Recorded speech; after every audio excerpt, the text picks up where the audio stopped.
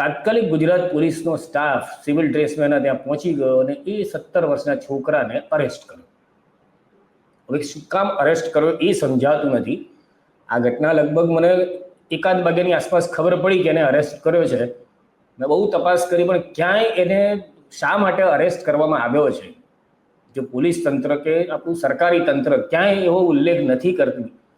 સ્વયં આપણા જે ગૃહમંત્રી છે અમિતભાઈ શાહે એમણે આ આખી ઘટનાને તપાસ થાય ને બધું થાય પહેલાં જ એમણે જાહેર કરી દીધું, કારણ કે એમને કદાચ એમને સિક્સ સેન્સ છે કે આ એક દુર્ઘટના છે એવું એમણે અગાઉ જ કહી દીધું છે કે આ દુર્ઘટના છે અને દુર્ઘટના ટાળી ના શકાય.